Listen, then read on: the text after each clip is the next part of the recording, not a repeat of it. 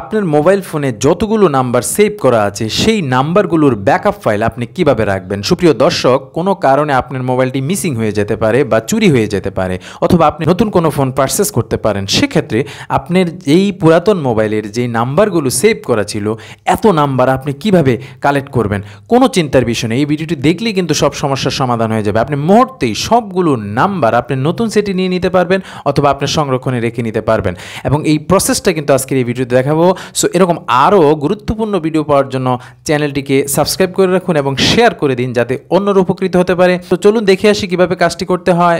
Let's get started. First of all, আপনি আপনার মোবাইলে যে কলার অ্যাপটি আছে সেটাকে ওপেন করে নেবেন। এই যে কলার অ্যাপটি আমি আপনাদেরকে দেখিয়ে দিচ্ছি, এই কলার অ্যাপটিতে ওপেন করে নেবেন। ওপেন করার পর এখানে দেখুন উপরের দিকে 3 ডট একটি অপশন আছে। জাস্ট এই অপশনটা 3 ডট, এই অপশনটিতে ক্লিক করে দিবেন। ক্লিক করে দিলে এখানে দেখুন শেয়ার নামে একটি অপশন রয়েছে। জাস্ট এই যে এই অপশনটা, হ্যাঁ, এই শেয়ার অপশনটাতে আপনি ট্যাপ করে দিবেন।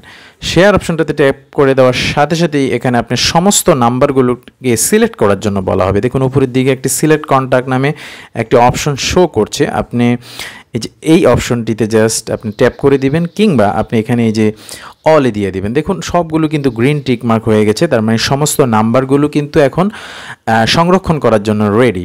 তো এটা করার পর আপনাকে কি করতে হবে? নিচের দিকে দেখুন একটি শেয়ার নামে একটি অপশন রয়েছে, এক্স্যাক্ট নিচের দিকে।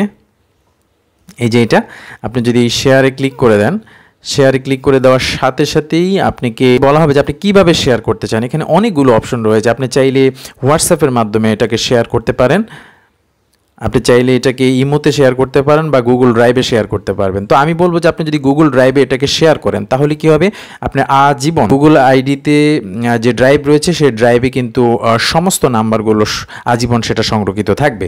এবং এইটা আপনি চাইলে ওখান থেকে ডাউনলোড করে আপনি নতুন ফোনে কিংবা অন্য কোনো মাধ্যমে সেটাকে আপনি শেয়ার করতে পারেন। তো ধরুন কাজটি কীভাবে করতে হয় আমরা দেখে আসি। তবে এই ফাইলটি BCF আকারে সেভ হবে। এই যে দেখুন BCF আকারে সেভ হবে। তো আমরা এই কন্ট্যাক্টগুলো কিন্তু অলরেডি সিলেক্ট করে নিয়েছি। এখন আমরা এই কন্ট্যাক্টগুলোকে গুগল ড্রাইভে সংরক্ষণ করব বা সেভ করব। তো আমি গুগল ড্রাইভ ওপেন করে দিলাম। দেখুন এখানে কিন্তু এই যে কন্ট্যাক্টস নামে যে ফাইলটি চলে আসছে, দেখুন এই কন্ট্যাক্টস BCF। এখন যে কাজটা করতে হবে, আমরা একটা ফোল্ডারে কিন্তু সেটাকে সেভ করে নিব, বা একটা লোকেশন কিন্তু আমরা সিলেক্ট করে দিব। তো আমার এখানে একটা লোকেশন আগেই আছে।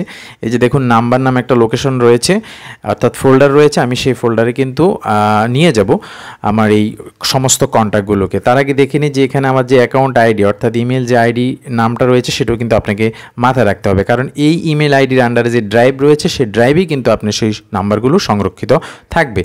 তো এটার জন্য আমাকে কী করতে হবে, আমি জাস্ট এই কাজগুলো যখন হয়ে যাবে, উপরের দিকে একটা সেভ বাটন রয়েছে, এই যে সেভ বাটন, জাস্ট এই সেভ বাটনে আমি ক্লিক করে দিব। ক্লিক করে দিলেই কিন্তু আমার প্রসেসিং হবে এবং আস্তে আস্তে ফাইলটা আপলোড হয়ে যাবে। ফাইলটা প্রসেস হয়ে আপলোড হয়ে গিয়েছে। আমরা একটু দেখে আসি ফাইলটার অবস্থা কি। গুগল ড্রাইভে আসার পর দেখুন একটি BCF ফাইল এখানে সংরক্ষণ হয়ে গিয়েছে বা আপলোড হয়ে গিয়েছে। আমরা এই ফাইলটিকে এখন ওপেন করব। দেখুন BCF ফাইলটি কিন্তু এখানে আপলোড হয়ে গিয়েছে। এখন আমরা সমস্ত নাম্বারগুলো এখানে দেখতে পারবো, নাম্বারের নাম এবং সেই নাম্বারটার সবগুলো ফিগারই এখানে শো করবে। ফর এক্সাম্পল আমি যদি দেখাই, দেখুন এখানে আমি যদি একটা নাম্বারকে দেখাই, এই যে রাসেল 2, মোবাইল নাম্বারটা হলো এইটা, আর যেই নাম দিয়ে আমি সেভ করেছি সেটা হলো এই নাম। হ্যাঁ, তো এখানে ফার্স্ট নেম লাস্ট নেম যেভাবে আপনি সেভ করবেন সব কিছুই এখানে দেখাবে।